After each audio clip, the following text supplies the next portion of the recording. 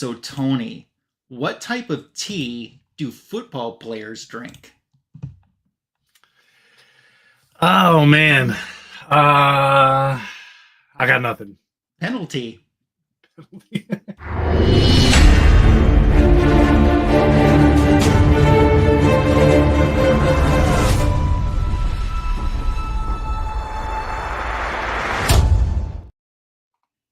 Welcome to the greatest DC comic show on YouTube. You found Fanboys Live and the Retro Review. It's so great to have you here tonight because there's nothing to watch on TV.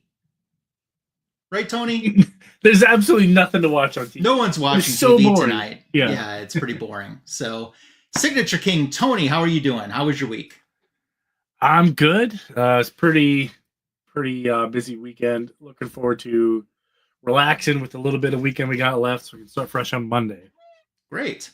So we have a special guest tonight, and this, I think, out of all of the shows we do, is the hardest one to get a guest for because there's nothing on TV tonight. And we are so fortunate that last year we had a great guest on this weekend, and we have my first choice guest for this weekend's show for this time. First time guest to Fanboys Live and Retro Review, but no stranger to the YouTube comic book community. Please give a warm round of applause and welcome to Cliff on Comics. Cliff, how are you? Hello. Oh my God, I am so flattered. I was the first choice. You were the first choice. I'm so glad because I have had a weekend full of ups and downs, and now I'm back on an up. You're back on and up. We're going to have a great time tonight, and it's great to have you here. In a moment, I'm going to say hi to the chat. Even though our show is more DC Comics focused, and we're going to talk about the latest news and do a retro review that you picked out for us tonight, there is just a couple quick things that I did want to ask you while I have you here. So you came in like a wrecking ball, as Miley would say, and you got into the YouTube comic book community and had like initial huge success with your channel. You're everywhere. And not only on your own content, but you guest on other people's stuff too, which is awesome. You're over 1K in subscribers. What got you interested in doing the YouTube portion of comic book collecting? Okay, so funny thing, I've been here, and if you go way back on my channel, you will see my old ass videos with me screaming into the void where there was nothing and no one. And so I've done this a few times as The Ring Is Chosen, as Read, Watch, Play, then with the Council of Comics, and even with the Council of Comics, we were screaming into the void. Like our very first giveaway, I was so nervous. I actually looked at some like legit, like legalized giveaway thing to do. And so our first giveaway was like for 500 subscribers, and there's like all the legal jargon is in there. And now what do we do? Oh, we're just gonna do a duck race. so what happened is, and you'll see that Spider-Man comic there on my signature series.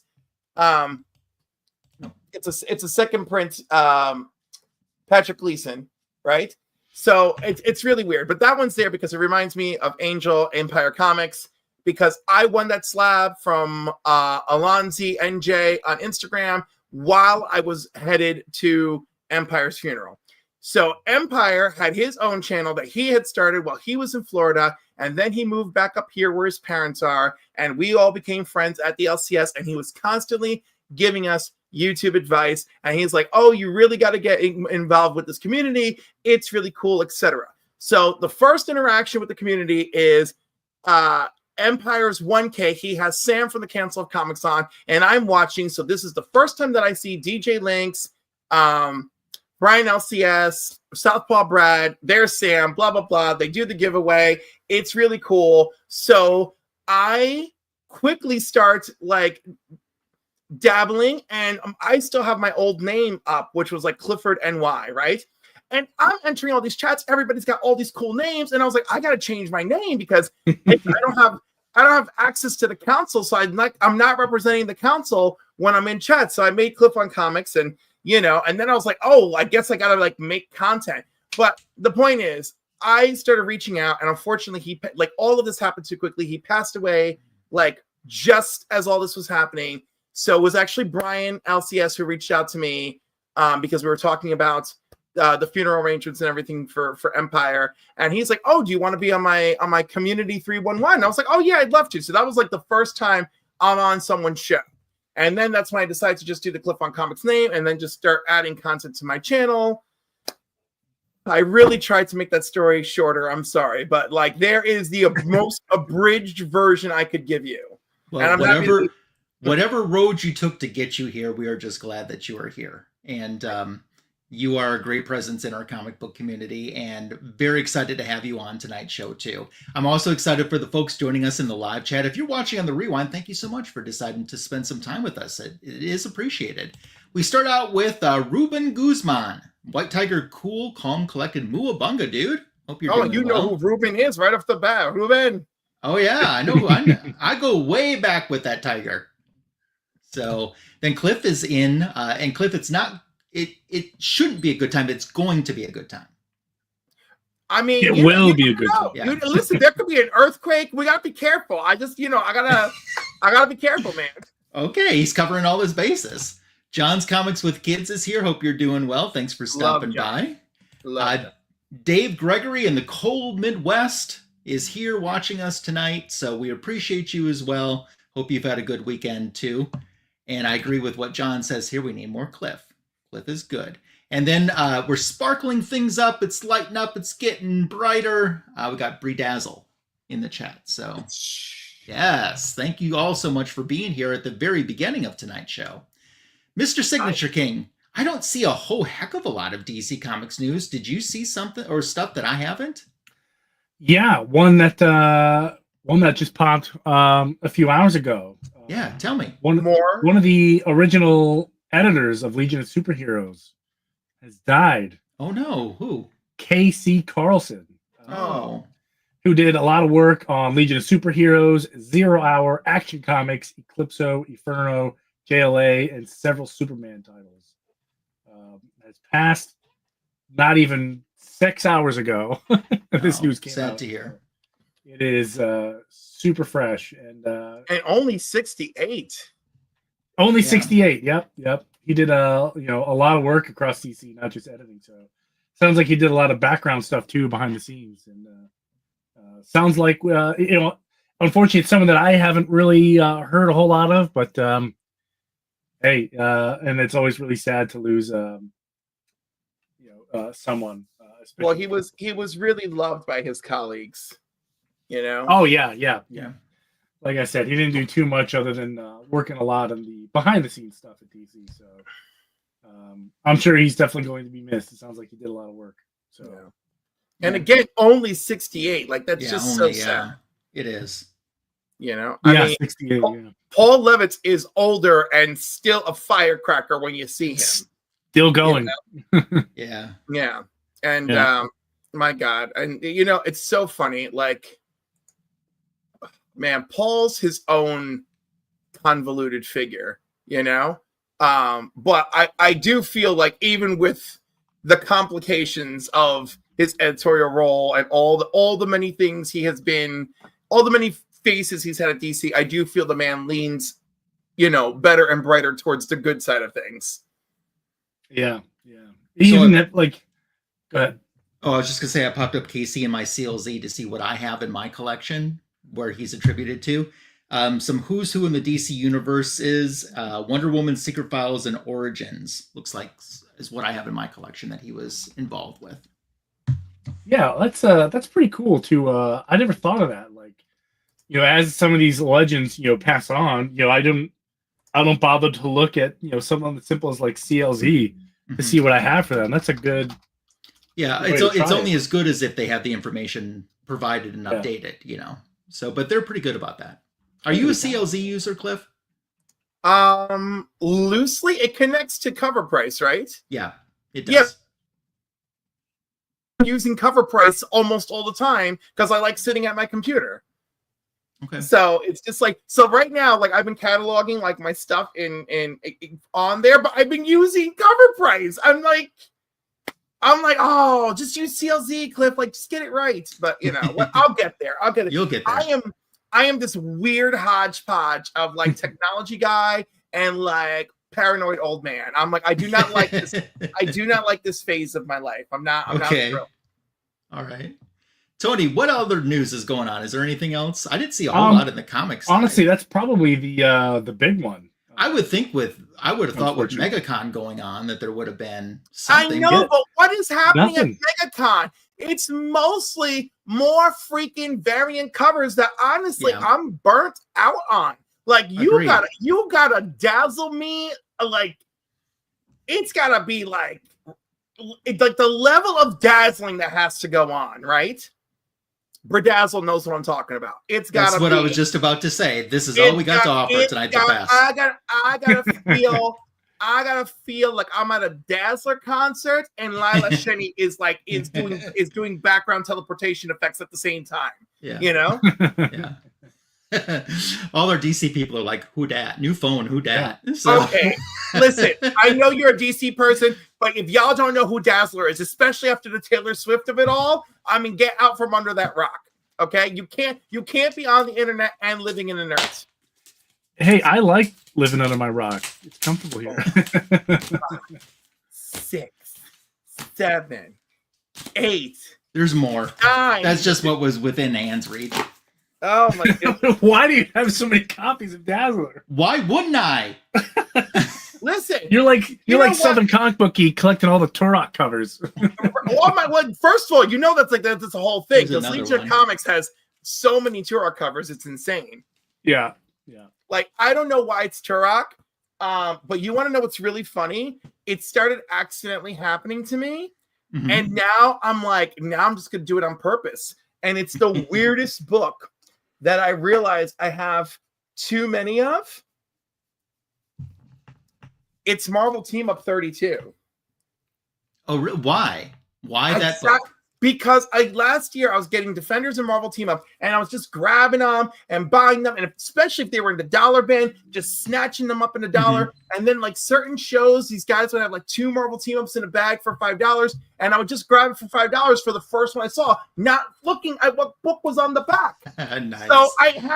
So I have like a ton of these, and now I'm like, you know what? This is going to be that book. This is going to be that book that I just keep picking up for a book here and a 2 books there. You know, I would say that the Turok cover that you jokingly collects is probably the comic book that gets gifted to me the most by people who don't know anything about comics. Like, hey, I found this in my basement. You have it. And I was like, great. Copy 425 or whatever I'm at now. Tony, what character do you get tagged the most on?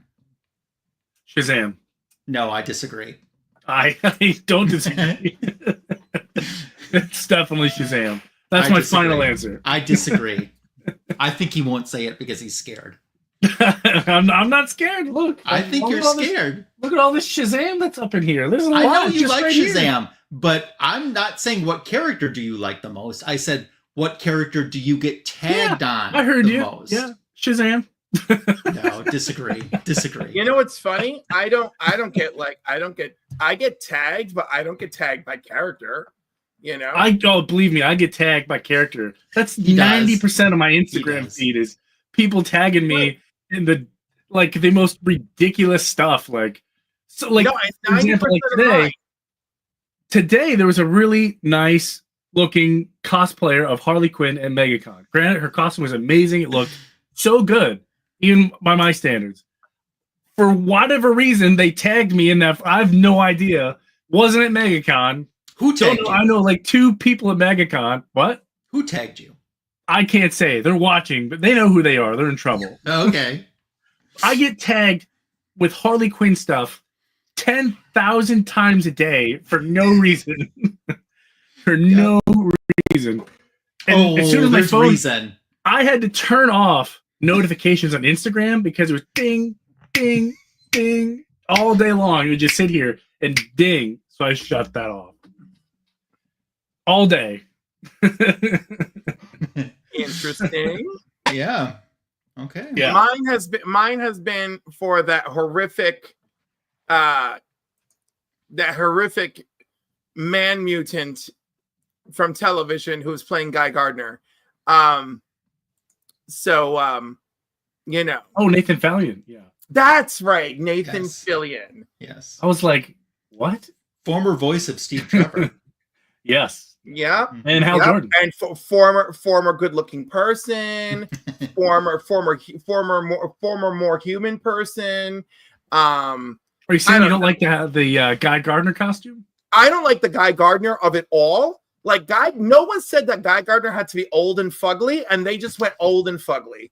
Okay. Agreed. I agree. And then Nathan Fillion just disappoints me as a human being. And like I just need him to act more and talk less. So like giving him Guy Gardner just did not feel right for me. Ever since that whole thing with Castle, where they were gonna like remove his co-star, and he was like, "Oh, I wish you all the best," and then fans exploded and were like, "We will not watch this show if she leaves," and then they decided to just end the series. And then how in a couple of interviews he's like, "I'd love to work with Joss Whedon again." It's like, dude, you do not know how to read a room at all. And so that's it. Those are his two strikes. And you know what it is too? It's so funny because like I'll think a guy is good looking, and if he makes me laugh or I make him laugh, I find him even more attractive. But when you start talking crap like this, you start getting so now I see every imperfection in his neck, his throat, his jowls, his crow's feet are just outrageous. Exactly. Bags under his eyes. They're not even designer anymore. I used to work under a former Marine, and like before I got the job, I thought he was so hot, and then I worked for him, and I just like disgusted. Like I was like, wow, what a waste of a good body. And then I'm like, I don't like that weird rash on his throat. Like his eyes are terrible. His hairline is awful. Like every unattractive thing about him just started to like come out. And it's like, yeah, every time he got tan, like his neck would get scaly, and I would just be like skeeved out. And I was like, oh my God, how did I ever find you attractive? And every time you open your mouth, you're more disappointing. That's what I love about Cliff. He's shy. Yeah. I used to be very shy. I believe it. I can't, you probably none of you can even picture that. I can picture that. As long as you came out of the shell, the shy shell. Oh, I came out, honey. I blew the hinges off. He came out of more than just the shell. It's a good thing I'm a New Yorker, because you know what? It would have been like that. It would have been like that gender reveal that started the California fire 2 years ago. It would have been bad. It would have been worse than that. California would just been burnt through crisp. Are you kidding? Look at LA. You can't do nothing out there. Nothing. You know, when I was a kid, the joke was, oh, California, you're going to shake and bake. And like now that I'm older, I'm like, that's all they do. That's all they do. Oh, yeah. Yeah, you're right. Too funny. Wow. But also tragic, and really those people need relief. So please support the Red Cross. Yes, please do. Yes. I was like, let me be serious for 1 second. Yes, exactly. All right, we're transitioning over to our retro review tonight, and our special guest picked out the books that we're going to retro review tonight. And Tony, if you want to pull up the assist for the first book, I figured since we're doing 3 different books, we'll just ask you each time before we go into a book, why did you pick this for a retro review tonight? So we're going to start with the Action Comics book. And why did you pick this story tonight? Can I tell you what book we're going with first, right? Yeah. That is the wrong cover.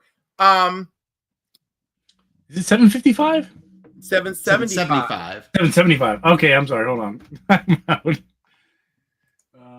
me back up here. Go ahead, Cliff. Tell us why. I'm sharing it if you want to use it. There we go. Here, I'll even shrink it for you. All right, there. So, Action Comics 775, Truth, Justice, and the American Way. Oh, what's so funny about Truth, Justice, and the American Way? This is like the most fantastic Joe Kelly Superman like ever. And he wrote a lot of Superman, in case you're unaware. And he did a lot for Deadpool. Joe Kelly is that bitch. And like, I love him. But I love this issue. I think most people who know this issue love this issue. And it is truly about like, what does Superman mean in the modern world, right? In a world full of anti-heroes who just want to get the job done, even if it's violently, like, what does that mean? Where's there room for Superman, right? And then this story just goes into what makes Superman great, what makes Superman different, Right. and then of course and actually, because I am that guy, that is the underlying theme of the 3 issues I've chosen tonight. Okay, cool. Take it away then. Cliff on Comics with our first retro review of tonight. So in this book, we meet this team called the Elite, right? The Elite is a knockoff of the Authority. And so Superman is like racing to the scene where there's like some like mutant, like some ape kaiju that needs to be defeated in some city. And by the time Superman arrives, the creature has been defeated, murdered. Thousands of soldiers who were there were murdered by this creature being defeated. And the Elite were there for moments, led by Manchester Black and his weird, psychic powers or telepathic powers, right? If you want to scroll through any of the issue while you're talking, that's cool too. Oh, okay. Yeah, okay. So we got that. So Superman's like flying in and he's horrified by this scene, right? Now, I totally believe that we're going to get a version of this in the Superman movie coming out this summer. And I think we're going to get a toned down version of the Elite in the form of the Terrifics. That's my theory. And then when Superman proves how awesome he is, the Terrifics are going to like side with Superman. And then we've got whoever the masked Ultraman is and their own copy of the Engineer and Rick Flag, like they're probably going to be a more dangerous team and they're probably going to be more like the Elite and they're not going to want to back down. That is my theory. That's it. So even at the Daily Planet, Jimmy Olsen is like, wow, I wish I knew more curse words to like discuss like how upsetting this all is. Clark is like super focused. He wants to know more about Manchester Black, blah, blah, blah. I love how the Creeper is here, by the way, but as Jack Ryder. So he's just like, oh, Clark, blah, blah, blah. Let me get through. The Pentagon. So Lex, or not the Pentagon, the White House. Like Lex is President Luthor at this time. And we have everyone's favorite homegirl, Amanda Waller, there. And you're like, oh, we're getting all the details. And he's like, oh, just let the metas like kill each other and then we'll just swoop in afterwards. And then of course Superman goes to the fortress. At this time in comic books, Superman's fortress is a tesseract, so it's totally bigger on the inside, right? I forgot who he defeated that he shoved the fortress into the tesseract, but it was really neat. And anyhow, so like the Elites like got all their whole manifesto is like on every computer like in the world, right? And Superman is just super frustrated and he's moving at such speed that Steel is like, dude, what are you doing? Like your hands are catching fire. But of course they're like evaluating like what the Elite can do because, they have ways of, going through bulletproof skin because they killed that creature, et cetera, et cetera. So the next major emergency happens. Superman tries to get there. When he gets there, he doesn't even know what's wrong. He can't even move to try and get in the fight. And one of the members of the Elite, which I think it's Magic Hat, like neutralized Superman's ability to like use his electrolytes. And then of course they leave Superman there helpless while they murder these Japanese supervillains, right? And then they're like, oh, Superman, you should come back with us. So like they go to their ship. I think the ship is called Bunny. Right. And like they found Bunny like at the edge of a dying universe. And then they took her. And then they felt like the humane thing to do was to eject her heart. Right. Because like, obviously she was like living in, in captivity in the other world. And then like, she shouldn't be sad. Anyhow, not a good idea. We'll talk about Bunny later. But anyhow, Superman is just furious about the way that they handle things. Manchester Black is just giving him crap, like you're the old way, blah blah blah blah blah. Like you're letting the scum roam free. When I was young, I used to believe in heroes like you, and all that stuff. If I am boring anyone to death, you stop me. You're fine. Keep going. Yeah, definitely.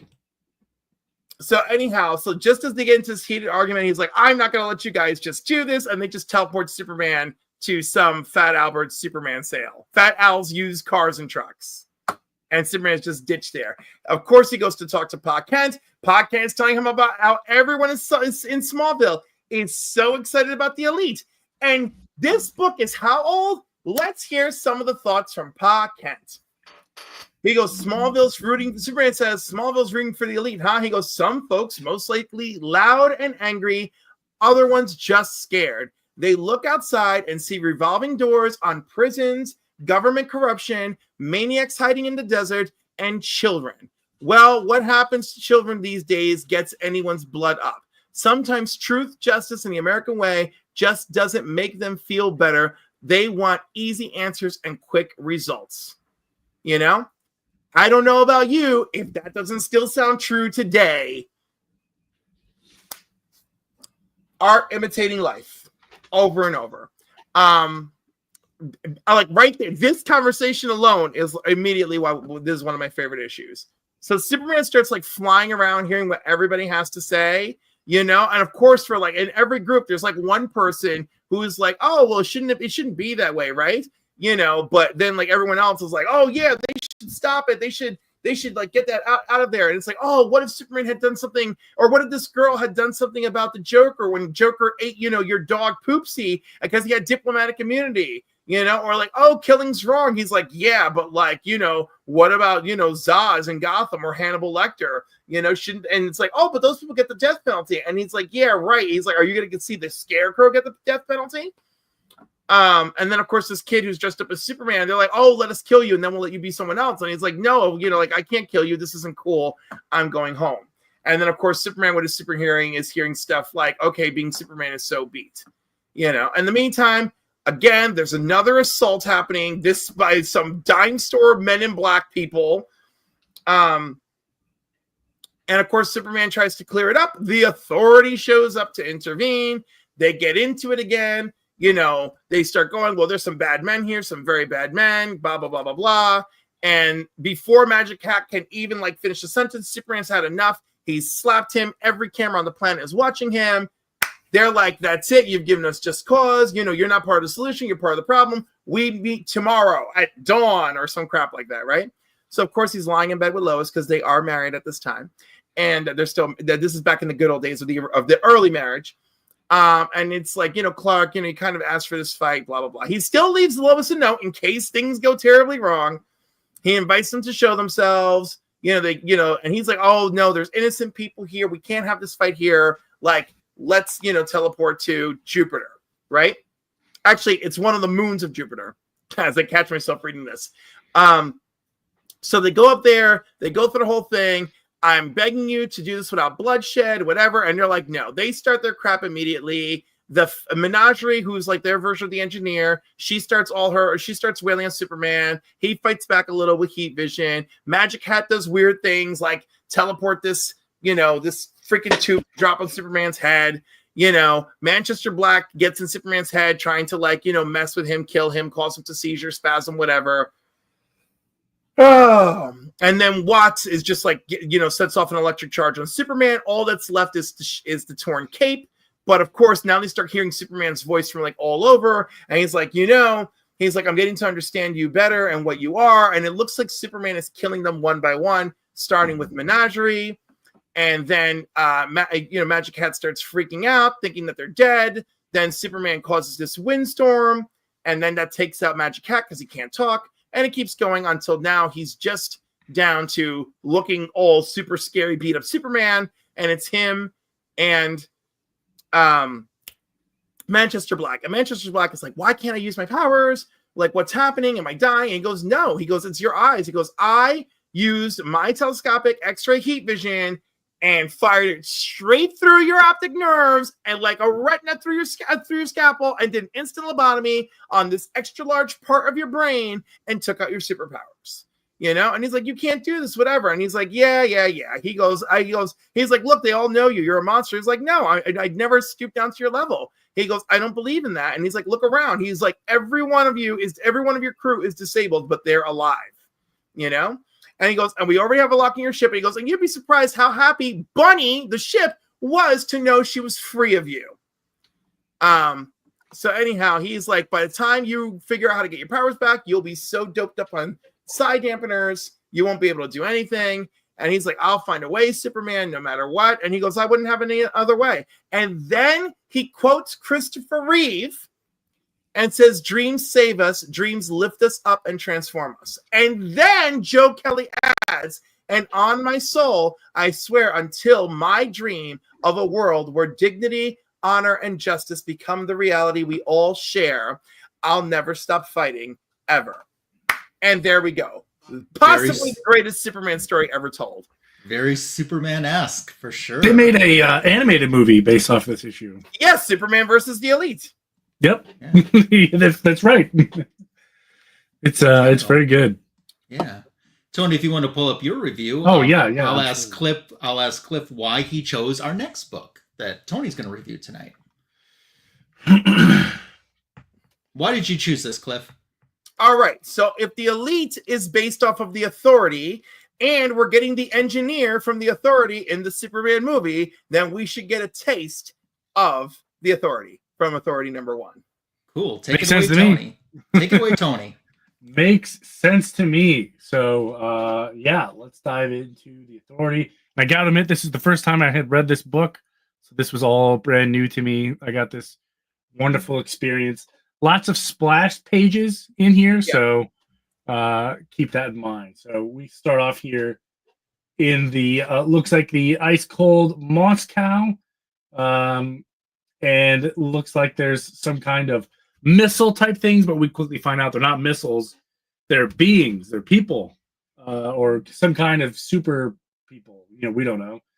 And they are just blowing up Moscow, just leveling everything. People are dying, and cats and dogs living together, just chaos everywhere. We cut to New York City, and we are at the UN, but it doesn't say like if it's a specific department or whatever. It's just somewhere in New York City at the UN. Yeah, I mean, they are a specific department, but they are shoved away. Does it say what department it is? I couldn't find it. No, it doesn't. You'll learn more about that later, but they are formerly Stormwatch. Yeah, okay, Stormwatch, okay. Okay, yeah, I did hear that. But yeah, they're talking about...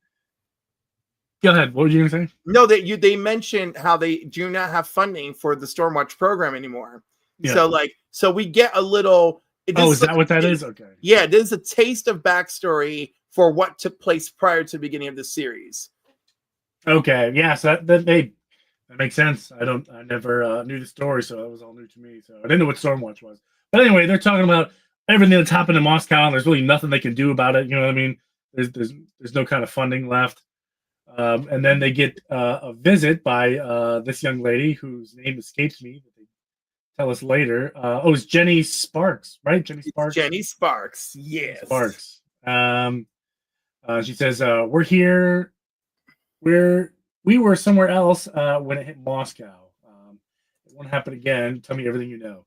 So they're gonna go talk about it. Meanwhile, we cut to Gomorrah Island, and we get a quick history lesson of Gomorrah Island, and they're talking about it. Its current day is basically a hub of terror. And this guy, when I saw this dude, I instantly had visions of Big Trouble in Little China. Yes, and I believe that was the inspiration that they were having. That makes sense. That makes sense. John Carpenter movies are the best. I would take a lot of inspiration from him. But yeah, he's talking about these brothers that ruled Gomorrah Island, and now they're dead, and now he's in charge, and he's gonna release his army, the one that currently attacked Moscow. They have the same symbol on their chest. He's gonna release them onto the world, and as he says, hey, bring terror to the earth. Remind them of what Gomorrah means. Go with my love and my hate. So very, very doomsday-ish there. So we cut back to Jenny Sparks, and they talk about how they're going to stop these people, and she says with a higher authority, hint, hint. And we go to the Carrier Junction room, and this is our first taste of a lot of the heroes. We get to meet them all here, and they go to Moscow, the scene of the crime, so to speak. No dialogue here; it's all art. But it's pretty cool. So they're trying to clean up and do some investigating here. And they find the symbol that the people of Gomorrah, I don't even know what they're called, Gomorrians, they left, this giant symbol on a wall here. So that's kind of like a dead giveaway. And this guy's power, I don't understand what his powers are. He communicates with the spirit of, he communicates with cities. Oh, okay. Yes. So he's like a really tough version of Danny the Street. No, Danny the Street is a living street. Yeah. And John Hawksmoor communicates with the living city. And then worse yet, the new DC hero City Boy, if any of you remember him, he also remember. He also communicates with the spirits of cities. So DC running ideas around. Hey, it's creativity in Hollywood. It's dying for some reason. Yeah. We cut to the engineer, and she's kind of coming up with a plan, and they are talking about a former doctor, whose name escapes me. They say, where's the doctor? In a private room, arranging some kind of conversation with the previous doctor, who was killed. The one Stormwatch killed. Okay, so they're turns out they're talking about this doctor. Yes. And they're having a conversation with him. And he's also, he says here, there's always been a doctor. Earth always needs a doctor, or shaman. I assume that's that person's name, doctor or shaman, or whatever. Yes, it is a role, and someone must always possess it. Yeah. Okay. So it's like the Spectre. All right, that makes sense. And some of the dialogue here, I thought this is pretty cool. We never wanted the earlier doctor to die. The first engineer Stormwatch was being run by a lunatic, and he did it. So whoever was previously in charge of Stormwatch ended up killing the doctor. So here will come, some of the people of authority that I recognize, Apollo and Midnighter, which I think Midnighter is pretty cool. The world's finest homosexual DC couple. Yes. And I think isn't this the first published team up? No, because they first appear in Stormwatch. That's right. Okay, yeah. Never mind. Which, by the way, it is one of the most underserved and underrated and overlooked stories of all time, and it's part of why the Authority was born. But I'll say more later. Yeah, this is a team, unfortunately, I'm not too familiar with. Maybe I live under that rock you were talking about. I don't know. But I know who Apollo and Midnighter are. But this was the hottest series of the time. It was constantly in the top 10 in Wizard Magazine. It was always being talked about. It was one of the go-to books at the comic book store when you went on a Wednesday. It was all the things. What year did this come out? I want to say late 90s. It was 99. I was going to say 99 or 2000. I don't recall. And I was there. Oh man. Yeah. So they got the team together and they are going to, the carrier. They've assembled the team and now they're trying to decide where they want to go. It sounds like the consensus is they're going to London, because that's the next attack from these people. Sure enough, these people are attacking London, but the Authority arises, and we also get like an intro of each person. So here it has Apollo, the Sun King, and he takes out a bunch of guys. Midnighter, Knights Berenger of War, the Engineer, also known as the Maker, the Doctor, also known as the Shaman, Jack Hawksmoor, God of Cities. Let's say that's this splash is pretty wild. I love it. That's pretty cool. Swift, the winged huntress, and Jenny Sparks, the spirit of the 20th century. Yes. And each one of them is doing their part to, clean up these evildoers attacking London and just killing everybody. So, and that wraps up that issue, which is pretty cool. And they did so with swift brutality. Yeah, it looks like they didn't really hold back. Right. So and then this became one of the most sought after popular books on the shelves of 1999. So was born this era where Action Comics 775 becomes a response to this. I could see that. Puzzle pieces put in place. Yes. Yeah. Right. And then, from what you see here, you could see where Magic Hat is like the shaman, Menagerie is like the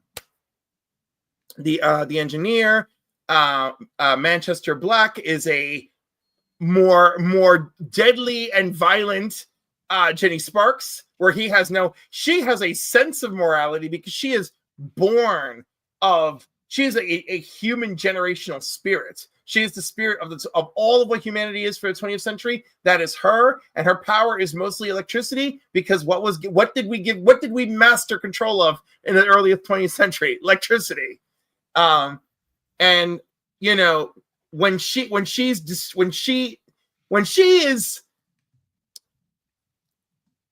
no longer supposed to be with us, Jenny Quantum is born. For the 21st century. Although, if you do read the Jenny Sparks miniseries, it's very interesting. It takes place in an adjacent DC universe. And she's basically the Justice League's cleaner. When somebody gets wildly out of control, they send her in to finish it. And the person that she's got to handle is Captain Atom, because his mind is broken and he's going into God mode.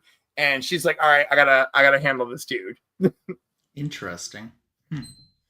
So, Cliff, I'm going to do our final review tonight. Tell us why you picked this Omega Men issue.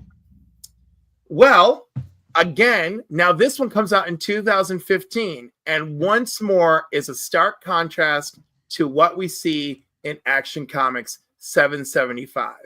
And when you read the Omega Men, I feel that the question, and by the way, written by Tom King, hello, but what I feel the question is, I hope we're asking ourselves after reading this issue is, for the Omega Men, does the end justify the means? Okay. So as we start out, it appears that we have a police officer that's trying to recruit some folks for a mission that they're going to undertake. In the meantime, we have these alarms going off. You're hearing on a repeated loop, "We will not hurt you. We are friends." And we cut over to find out that we are on the Vega system and the world of pleasure and contemplation. And please, you must tell us, where are the Omega Men? So the Omega Men are wanted because they've been accused of murdering, I believe on TV, the White Lantern, Kyle Rayner. So they're wanted now. So what you're going to get here, what I thought was really well done, is either you don't understand fully what this force that's going after the Omega Man, what they're saying. There's bits and pieces of words that seem to come through, and the rest is either not able to be translated, and I think that that's smart because it's so minimalist and it puts your attention not on them, but puts your attention where it needs to be, which is on the Omega Man. Yeah. So here, like I said, you're going to hear words like the White Lantern, Kyle Rayner, Tigorr, who's one of the Omega Men. So here we have, showing up to Alpha, who's in charge of this organization.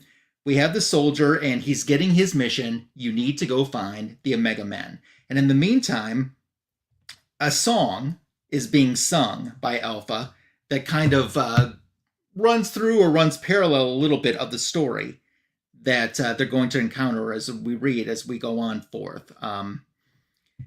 So now we see that this police have landed on this planet, and while in the meantime, they're saying things like, we're friends, we're not here to hurt you. That's obviously not the truth. They knock on what appears to be a church, and the man says, hey, Alpha, save us. It is early, my brothers. Prayers will begin on the hour. Please, please. And they don't care. They just shoot him, and they enter.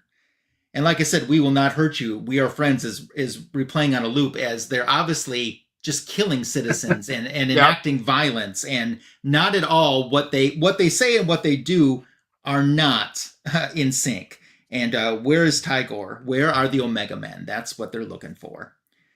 And they get a big tip. There's this person who will be revealed later that's in this cloak with head down, kind of keeping it low, and they're in the next room. And they see a carpet. And they're like, well, where's the Omega Men? And they're told they're under the carpet, under a door. And he's questioning, who killed Lantern Raynor, and they just say, in the hole, under the door, under the carpet, in the next room. So they start heading down to see what they're going to find. And there's all this commotion that's going on, all these sounds. You're hearing screams, you're hearing gunfire. One starts to make his way back on up, yelling for Alpha, Alpha, and he's pulled back down. And they turn around and say again, what is the hole? And they say, well, you were looking for the Omega Men, yes. And then you see those eyes. And then you get this great splash of one of our big introductions in the Omega Men. You have found them. So he wants to know how many. And this person in the cloak isn't answering, even when he puts the gun up to their head. And they retaliate by finally taking their arms out and shooting and killing them. And the reply is many. We have another Omega Man that have been in disguise. So these soldiers are down there looking for the Omega Men. The loop is still playing. We're not going to hurt you. We are friends. The battle is going on. And they have come face to face with the Omega Men. So in the meantime, there's all these sounds, and you've got this guy wondering exactly what is going on. All of the gunshots, all of the screaming, all of the calling for Alpha, bang, bang, bang, everywhere you look. And on the next page, there's another one that meets his end right there. And Doc is being instructed to take a look over to make sure that he's deceased. And he's like, well, it's highly unlikely he would survive something like that. He's like, well, we need, for Omega's sake, just check the damn body. And he checks it, and it's Primus who's talking to him, and he says, yes, he can confirm that he is deceased. And we get a big splash page there. He's like, good. Oh, I didn't mean. It has to be right, you understand? It's all what it has to be. So then as they continue, Broot is asking, tell we all the Citadel soldiers in your life from birth. Yeah, they gave you a choice. And they're like, no, we didn't get a choice. And you, Scraps, did they offer you a choice? And the answer is no. Guess that's the difference between you and us, soldier. You get to choose. And the soldier's yelling for Alpha. And they're like, good choice. And he says, I can't move, and we have to move. And Doc all of a sudden is like, the necessity is done, boss. We're coming in. Don't accidentally shoot us. And then they're questioning, well, what's this then? And they're like, look at this poor Citadel citizen, huh? And he says, there's something really wild in you. And he says, well, we're all Omega Men, And then on the page here that we're on now, Tigorr's being asked how long. And he says, well, with me here, orders to come. We've got a little bit, but not long. And he says, Broody, the people that are out get the people that are out that could get out. And he says, the ones that could get out, yeah, they're out. And he says, fine. Then the priority is the bomb. So he turns to Scraps and says, yep, the tunnels is where we need to go. And they look at this box. So they grab a hold of this box as the song that is being sung again, as we talked about at the beginning of the retro review, is being carried through these tunnels. And they're making their way through. And here we have the bosses watching to see the progress of the soldiers here. And they're talking about Tigorr again and Viceroy. And they're a little concerned because he realizes the Omega Men are slipping through the cracks right now, and he grabs a hold of one of them and just crushes that. That I don't know what that was. If it was like a little mini statue, I guess. I don't know. I just like to think of it as a little chess piece. Yeah, I was going to say that. Every good supervillain is going to have chess pieces of their enemies. You're right, and they did.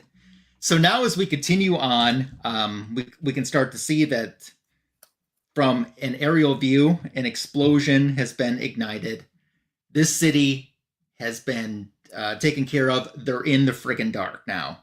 The bomb safe? That's what they're wondering. For Omega's sake, get a damn light. They're like, no. The lights, they scan for the lights so we can get caught. And they're like, if the bomb is lost, what do we care if they find us? And they said, repeat, Animal, just repeat it. I don't need light to find you. And they're like, shut up. I have it here. We'll just use a blaze real quick. And see here, the bomb is fine. The lantern lives. And it's Kyle. And he's saying, Carol? And they're like, hey, was this worth it just for this second? We already knew that he's alive. Let's hope that this little flash of light isn't going to end up killing us now. And they're like, fine. And Kyle again says, Carol. And they're like, shh, Lantern, shh, don't worry.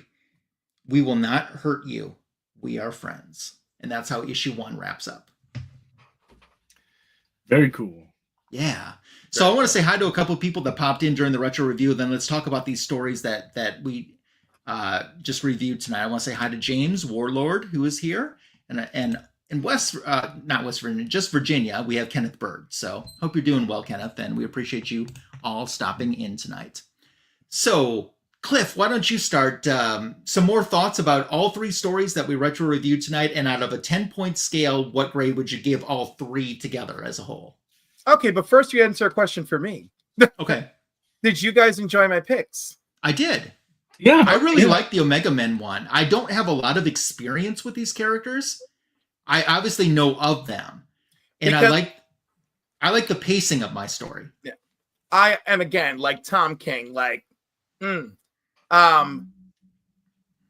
All right, because for me, and like most people just showing up on shows, you kind of think you know what you're walking into, and then you're wrong. So I was like, I got to pick 3 books. I'm going to make it a theme. I'm inspired. It's going to be about Superman. And then you're like, it's like we do DC only. And I'm like, I will adjust. But I love that you picked a theme, because a lot of people don't. And there's nothing wrong with that. They just will pick like 3 consecutive issues from a run. But I love your choice in it. It excited me when I saw that you went for a theme like that. So for your choice and for you as a guest, I'm giving you 12 out of 10. Oh, thank you. So Action Comics 775, 10 out of 10 for me. Okay. I think it digs deep into what Superman should be. It worries me that the Superman film might be trying to grab too many things to work with. Sure. Right. But like the one, my faith in this movie is, hey, at least one of the things they chose was Action Comics 775. Sure. Right. And someone who's always loved Superman, and as a result, a lot of people be like, oh, but Superman's lame. Action 775 was for me, and then again, like when you're in the comic shop and everyone's buying J. Michael Straczynski's Rising Stars was very popular, and they're buying this book at the time, and just all these alternative books, right? They're all great in their own right, but it's like, well, Superman is lame, Superman is kiddish compared to this other stuff, and I'm like, why can't I have somebody with superpowers doing something nice? Just because we don't have that in the real world. And I was really digging Wonder Woman at the time as well. And there was just so much going on that I thought was really great. I thought there was just some really great reads. I thought Joe Kelly was doing marvelous work on the Superman titles. He even crossed over with Phil Jimenez to do that Day in the Life of Wonder Woman with Lois Lane. And Phil told me himself that he wrote all of Wonder Woman's lines and that Joe wrote all of Lois Lane's lines. That's cool. And I think that that's great. So painting a picture of the era of me as a young adult buying comics, right? And why this issue meant so much to me. And I love the Authority. I had the entire run. I enjoyed the entire series, you know? But in my mind, I could separate my enjoyment and what those comic book realities are, right? And so it was great to see Joe Kelly try to take a swing at this. And he ran with it too, because then he created the miniseries Justice League Elite that, you know, was like basically advertised at the end of this issue. And then, you know, it was like Superman and the other Justice League, but mostly it was inspired by Superman. It was like, I want to make a team to give some heroes second chances, you know? And then, of course, we get Manchester Black's sister in the mix. But she's a bit of a mystery, and I'm going to leave that alone. But, like, I really like that. And, like, that book addresses what happened with Major Disaster. And most recently in Action Comics, this writer, whose name I'm forgetting, he is using Major Disaster with Superman. And Superman's like, you're one of the people that I gave a second chance to. Why are you doing this? Why are you letting me down? Why are you letting yourself down? And so Superman's like in a bit of a mystery of like, you know, like who's corrupting people who I have helped, you know, reform. Mm-hmm. Man, I am talking a lot about this, but the point is, these are all the best aspects of Superman. You know, reaching out his hand to people to try and reform villains. You know, trying to show people that violence is not the absolute answer. You know, that you can do things and still protect people. You know, that even when he's fighting dirty, he's still not killing. You know, and like just all of this, just such great points. So we have that in 775, and then of course the flip was the Authority. Let's get a taste of what the real Authority is like, you know. And basically they live in a world where there are no other superhumans, and they are sick of the corruption, right? And they decide, we are powerful enough, let's just do it.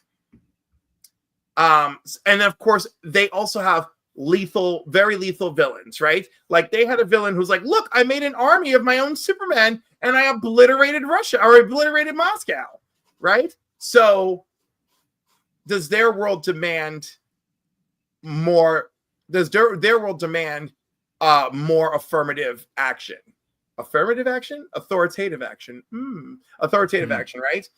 And then the Omega Men, who are fighting against Alpha, right? They're fighting against a system of oppression. And although they are not entirely violent, right? Like, before we use the bomb, make sure everyone who can escape, right? And yes, they killed people, but they lured them, right? And then killed them and made their move, you know? And everyone thought that they killed Kyle Rayner, like you know, live, you know, for everyone to see. And clearly they didn't, right? So I thought that was like my final contrast, because it presents us with, in the DC universe, with, are we in a situation where these are the actions that must be taken, right? Because their situation is more of a war. And I just love having Superman and holding these mirrors up in that way. So I hope you enjoyed the ride that I put us all on tonight. I did. So, scale of 1 to 10, Authority gets a 9 for me because I still love it, and Omega Man also gets a 9 for me because that whole run is very good, and they were ready to cancel it, but it wasn't making sales, but it was getting such good reviews that they said, "Okay, Tom, you got to wrap this up by issue 12," and they let him finish. Well, that's good. So my general thoughts on what we reviewed tonight with the Omega Man. It is kind of what I expected it to be when I realized it was set place in space. It's kind of like what they call a space opera. That's what you're getting in this book. And definitely there are Star Wars-esque type situations in the book. But I love that because you could easily, for a minute, if Tom had written it a little bit different, you could have thought that the Omega Men were the villains when they're not. Yes. And they're the underdogs. They're not even, they're not the anti-heroes. They are the heroes, I think, at least. And so I like how that was written, and that left me wanting to wonder, like, I would digitally read some more of these and keep going on this to see where this ride is going to take me, because I'm curious. So that's good, because you don't always get that in a first issue. So kudos to him for taking a team that isn't extremely well known amongst, especially, you have to be a pretty good comic book nerd to know the Omega Men, I mean, but they did listen. They have a long history with Green Lantern Corps and with they the do. Teen Titans. Yeah. So usually, if you find some Green Lantern fans or some Titans fans, they know the Omega Men. Yeah, that's true. So when Tony's review, I liked getting a little bit more insight to Jenny Sparks, because obviously that's a name that we've been discussing a lot more in recent months too. And Jenny Sparks is a character that I know more of than I know of. I know more of her than I know her, is a good way to say that. So that was interesting. That's what I took away, a lot of that. And I got a little bit of Watchmen vibes, off of Tony's story too. Just a little bit for me. Yes. And right, it's there. It's definitely there. Yeah. And then with your Action Comic story, what I like is, first of all, you get a Superman, in a sense, that does a lobotomy, that you think that doesn't seem very Superman-esque like, but it all ties back together to the truth, justice, and American way Boy Scout thread. And I like how they went unique, but still tied that back together and down in. So for an overall, just putting the 3 books or the 3 stories together tonight, and once again, I love the fact that you chose a theme tonight. I thought that was just awesome. I'm going to go... I like the action in Omega Man a little bit more than Tony's story. I like you keep calling the Authority Tony's story. I wrote it. He wrote it. I'm gonna go 9 out of 10 for the overall 3. So, and now take it away, Tony. All right, I'm gonna keep it short and sweet. I'm gonna give everything a blanket solid 8 out of 10. Okay. I really liked it, but yeah. Omega Man is a great run. I like it. So if you haven't, I highly recommend checking it out. So, and this is my first experience with some Authority folks. I think I have a couple like one shots of them, but not much. But it was fun to see them in action for sure. All right, cool. So we're now at the point in Fanboys Live in the Retro Review where we do our book show portion. And Cliff, do you remember me telling you to find an item or a few? I have many items. Wonderful. Many items. So you Wonderful. just tell me how much of the many I have to get into. Well, do you want to go first, middle, or last? You don't always get an offer like that, Cliff. I know, but I went fast with first with Action Comics. But again, can you what is the ballpark and how much I can show you? It depends on how long you talk about each item. I tell you All what, right. Tony and I are going to go first, and we're going to save you as the headliner. Okay, we'll do that. Okay, I'm going to go first. We're also going to talk about what's going on our channels as well. And by the way, if you're not subscribed to Cliff, what's wrong with you? There is a link for Cliff's channel in the description for this video. There's also a link for Signature King and our other fanboys who weren't part of the show tonight as well. Links to their channels. Sub everyone up. Sub everyone who's in the chat up as well. So channel-wise, what's already on my channel is my back issue of the week YouTube short, which I drop on Monday mornings. And I have a Nubia-themed back issue of the week currently. And that was for Black History Month. Because last year on Black History Month, I featured the Wakanda King T'Challa. So this year I'm featuring the DC Amazon Queen, Nubia. So Nice. That's up. I have a comic book editions video already on my channel. Volume 226 are some comic books I never thought I'd own. A few things in there that I never thought I'd own from my first comic show that I went to in 2025, as well as some holiday gifts that were superhero themed or related that I received this year. So that's currently what's on my channel. Tomorrow, a new back issue of the week YouTube short will drop. we're getting close to Valentine's Day, aka Singles Awareness Day. I am featuring a romance comic book. I don't have many romance comic books in my collection, but I'm featuring one tomorrow as the back issue of the week. So that's everything that's going on my channel. For a book show, I decided I think every comic book fan has this in their collection. And it's Omega Man #1, the original from Volume 1 back in 1983. I have seen this in more people's collections. I see this pretty much at any LCS that I go to that has back issues. They have this Omega Man #1. It's something that everybody has and everyone should have. I love how you had this ready for me. I love it. Yes. So that is my book show for tonight. Now, Mr. Signature King, your channel, your book shows. Oh man, yeah. If you were in our live last night, you could see a lot of cool books that Tim and I were talking about, as well as Retro Tigo. He was hopping on. I don't know where Lasso was. Yeah, I'm just kidding. Sure, he's busy. I don't even know what to show off. We talked about everything, and I showed us some great ones. I think what I'm going to go with is, one of my goals this year is to finish up this book, and that would be DC's Night Terrors #1, Shazam. I already have a Mark Waid on it. Oh, and this is the Jerry Ordway retailer incentive variant. Nice. So it's time to get Jerry. Time to get Jerry. Dude, there's so much I need from Jerry Ordway. I'm going to drop so much money in his booth. You're going to be his BFF. Yeah, he's going to get to know me very well. Yeah, he's going to have to file in the new tax bracket just after you go through. Yeah. He's definitely have to clean a lot of that stuff on taxes. Yeah. Which reminds me, hey, go file your taxes, people. Coming on my channel, I got a lot of shorts. Still waiting on my big CBCS box to come. Still there at CBCS, but 33 books total heading my way. 3 are going to give away. We're going to give away 1 on the show, but I don't know what one that is or when we're going to do it. But stay tuned if you haven't. So yeah, I love the sound of that. Cool. Cliff, what's going on your channel, and what do you have for book shows for us tonight?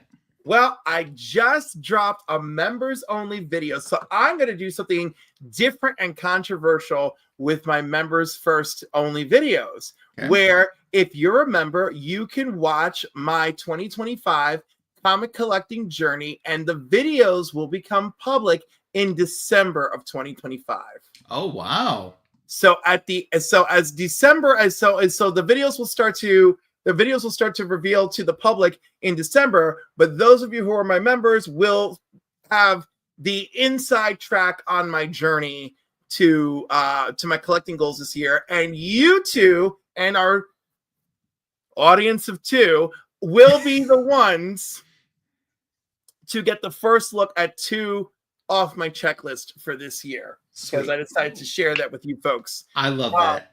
And Cliff, we'll have a bigger watch on the rewind. It's just that there's not a sporting event going on tonight. That's the problem. But the thing is like, where do all these people come from caring? I've never met, I don't know Eagles fans. I know 2 Chiefs fans in my entire life.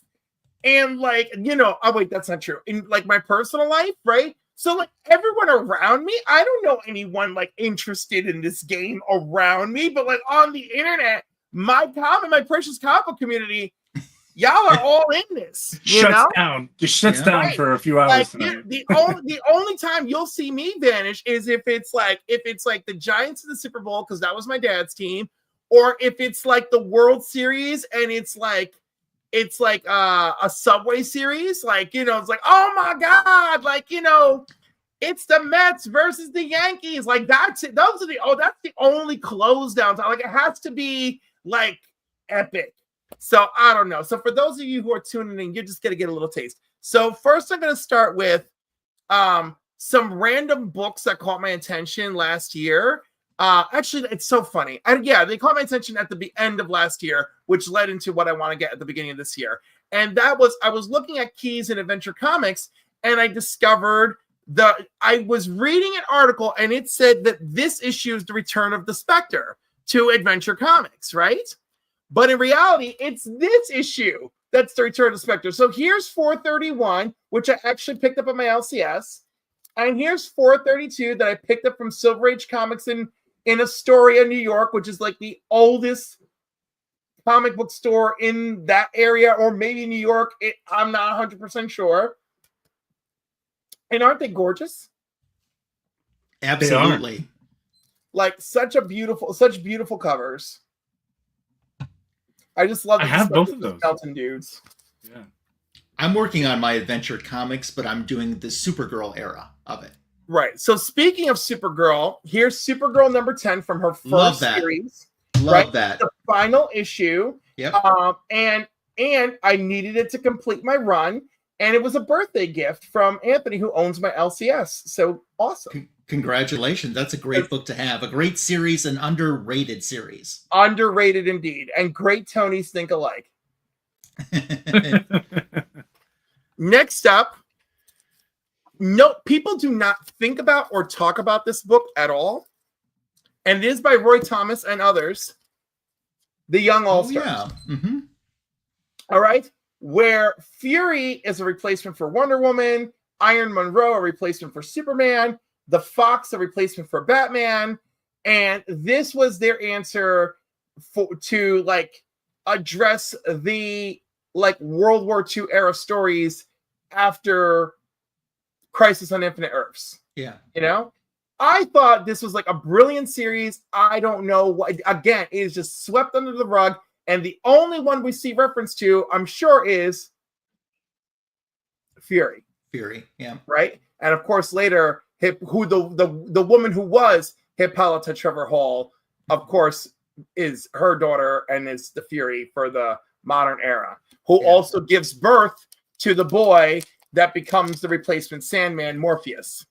So there you go, folks. It all started here and no one cares. Next up, modern issue of Superman. I love these foils. Ooh, that's beautiful. So gorgeous. And I love that these were unique foils, and they really should do that, right? Just stick to a unique virgin foil. Yeah. Love that idea. They started getting lazy afterwards, and then they just do virgin foils. I'm like, no, give me a unique virgin foil. Get Bermejo working his ass off. Let's just do it. And then, and by the way, I chose all DC tonight. After you got me on a DC kick, I made sure to stick to all DC. So here is Superman number 6, same series, and this is the acetate cover. Oh, yeah.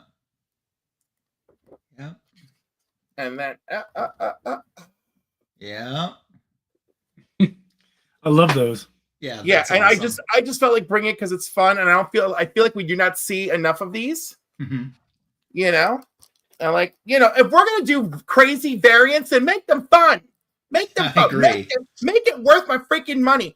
The New Gods variants, mwah, love it. So those are single issues. All right, and now we're gonna get into the hard stuff.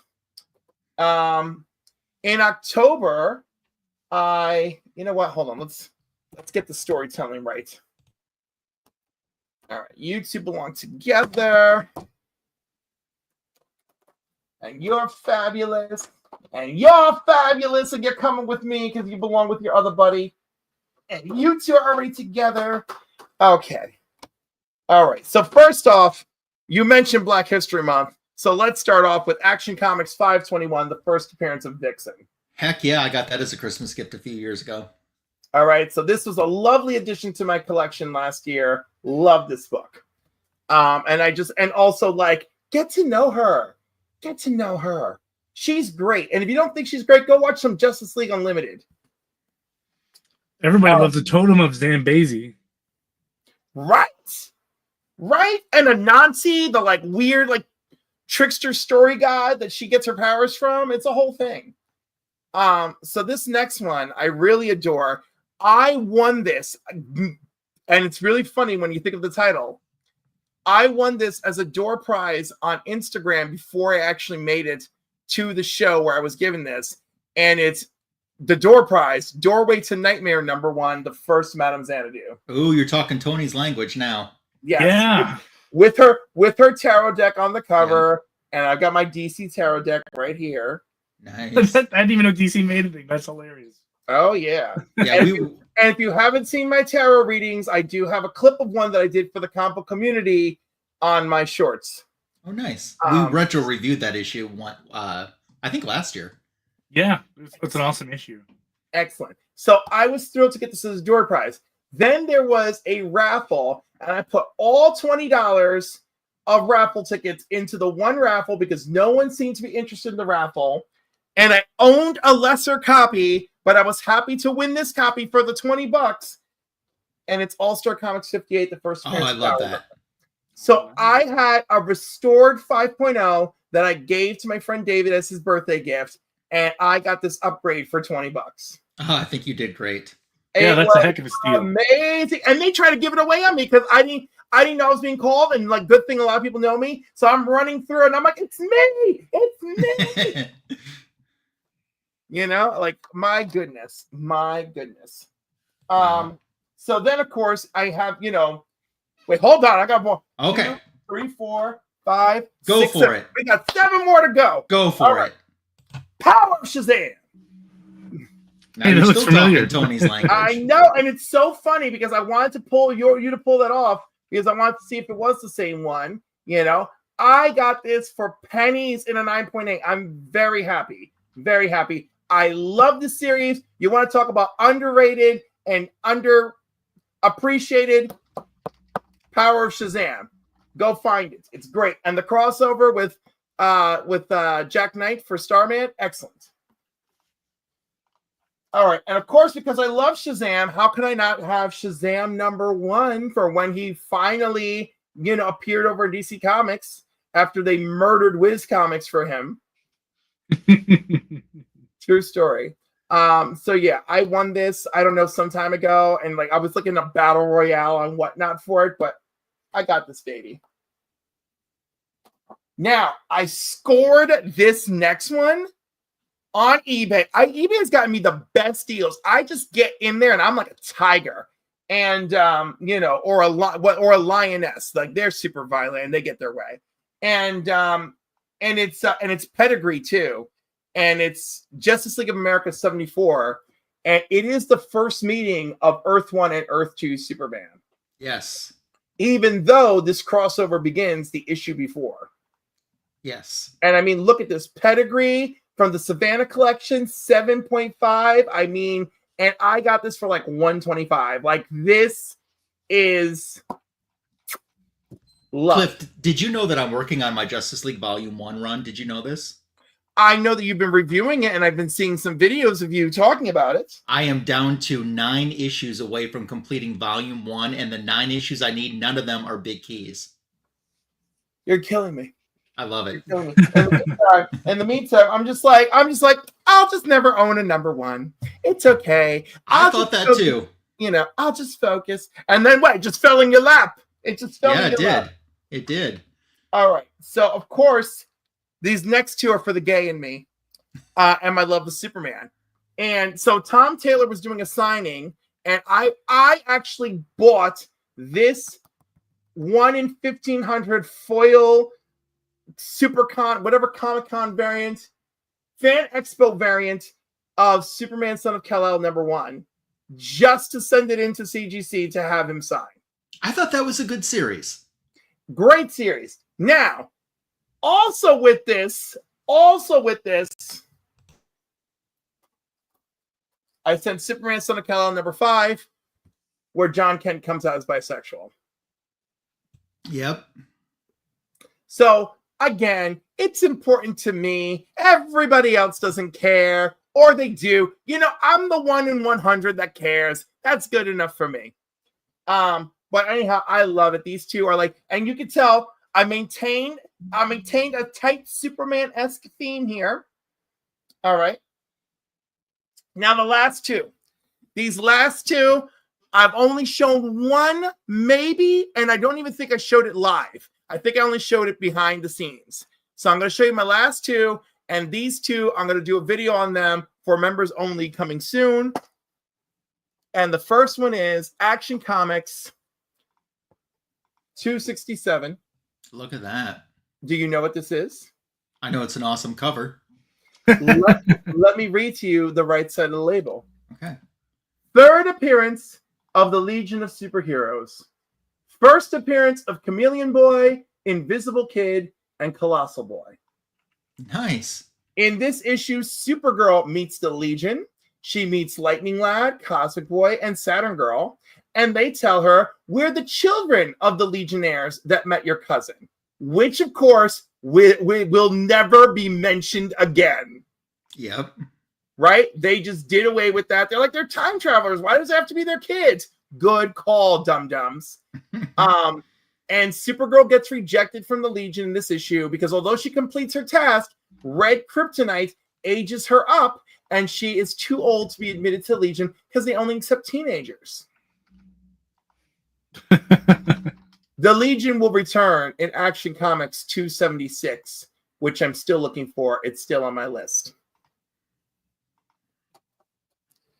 And last, but certainly not least, and you've heard me talk about the Justice Society, it's Adventure Comics 282. Fifth Legion of Superheroes appearance, origin, and first appearance of Tom Taylor himself, Starboy. Wow. That's awesome. Great. And I got a good deal. I got a good deal on this, and I just couldn't, I couldn't handle it. I just could not let it go. I had to grab it.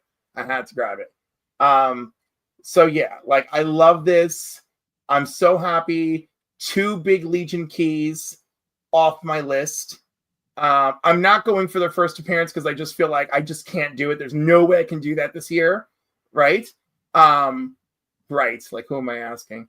I can't foresee it happening. If it happens this year, amazing, but I can't foresee that happening this year. But I'm really trying to score their second and fourth appearances because that's a big deal. And then some other first appearances like Chemical King's first appearance. I have Ultra Boy's first appearance, but I want it in a slab. I have Monel's first appearance, but I want it in a slab. So those are all my go-tos this year. And there you have it. I hope you appreciated me sharing this with you. Very much. And speaking of sharing, share a cover with us on Instagram using the hashtag FanboysLive and the Retro Review because we'd like to see what you'd like to share in your own at-home book show version. So, Cliff, what's going on with your channel? Anything that coming up or you want to promote? Or Oh, my God. I have so many things. Tonight at 10, which is in 20 minutes, I'm just going to do a wrap-up of the week. I'm calling it my anti-Super Bowl comic book wrap-up, right? Because why should it not be? Yep. And, because like Trev is taking a break from Sunday nights. BCC isn't on tonight because, the Super Bowl. Legion, of course, he sticks to a schedule. Good job, man. And I figure like I love filling in, little breaks and stuff. And I've told my friends I am not making Sunday a regular thing. I am not. But like here I am doing another Sunday. This Tuesday I have LJ Alfaro coming on. I think some people just know him as LJ on Instagram, but he's a young reader, does lots of comic book reviews, works as a theater grip and other stuff. Like he's just like, I'm really excited to have him on.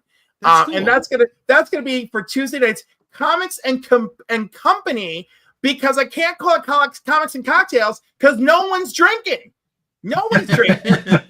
So it's Comics and Company now, and then for Comics and Coffee in the morning, my next guest this coming Saturday is going to be Sticksboy73 from Renavision, and we're going to get into the comic of the week, the Bussy Busters, Rated or Hated, and all that good stuff, which I'm also going to do with LJ2 on Tuesday night.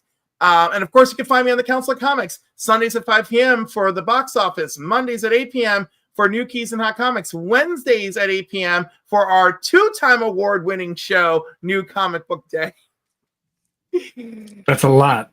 and 3 nights a week where you get a chance to win a duck to put you in for our prize for our monthly giveaway box, which is the greatest monthly giveaway box. Because we can't compete with Rob. And once every 2 weeks we're gonna do fill in the blanks with Green Shirt Guy and C Bizzle where they draw, and it's gonna be great. Vogsy, Will, you made it. How are you, baby? Hey, Vogs, how are you? So I think it's going to be a great time. We had a great first show. We're going to rotate who's co-hosting. So it's the two of them first night, and it was with Sam. The next episode will be, that was Absolute Superman. Next one will be Absolute Batman. Phil will host that one. I will host the third one, which is Absolute Wonder Woman. So look for that sometime in March.